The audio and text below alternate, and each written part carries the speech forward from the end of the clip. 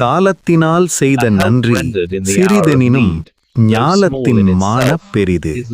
விளக்கம்: தகுந்த காலத்தில் ஒருவன் செய்த உதவி சிறியதாக இருந்தாலும் அது உலகத்தை விட பெரியதாகும்.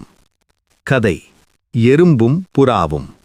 வெயில் நேரத்தில் தாகத்தால் தவித்த ஒரு சிவப்பு எறும்பு ஆற்றோரம் தண்ணீர் குடிக்கச் செல்லும்போது தவறி ஆற்றுக்குள் விழுந்து விடுகிறது. நீரின் வேகத்தில் அடித்துச் செல்லப்படும் எறும்பு மரண பயத்தில் கால்களை ஆட்டி தத்தளிக்கிறது. ஆற்றங்கரையில் உள்ள மரக்கிளையில் அமர்ந்திருக்கும் ஒரு வெண்புறா இதை கவனிக்கிறது. எறும்பு சாவதை காண பொறுக்காமல் உடனே மரத்திலிருந்து ஒரு பச்சை இலையை பறித்து எறும்புக்கு அருகில் ஆற்றில் போடுகிறது. தத்தளித்துக் கொண்டிருந்த எறும்பு அந்த இலையை பற்றிக்கொண்டு அதன் மேல் ஏறி அமர்கிறது. இலை மெதுவாக கரை ஒதுங்குகிறது. எறும்பு கரை ஏறி தன் உயிரை காப்பாற்றிய புறாவை நன்றியோடு அண்ணாந்து பார்க்கிறது. சில நாட்கள் கழித்து அதே மரத்தில் அந்த புறா ஓய்வெடுத்துக் கொண்டிருக்கிறது.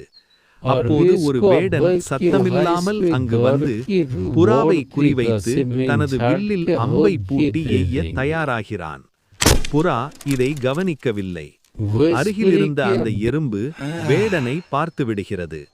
தன் உயிரை காப்பாற்றிய நண்பனுக்கு ஆபத்து என்பதை உணர்ந்து மின்னல் வேகத்தில் ஓடிச் சென்று வேடனின் குதிங்காலில் ஓங்கி ஒரு கடி கடிக்கிறது. எறும்பு கடித்த வலியால் வேடன் ஆ என்று அலறுகிறான்.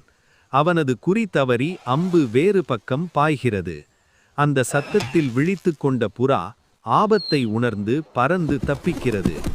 எறும்புக்கு மனநிறைவு ஏற்படுகிறது. நீதி: தக்க சமயத்தில் செய்யப்படும் உதவி அளவில் சிறியதாக இருந்தாலும் அது உலகை விட பெரியது.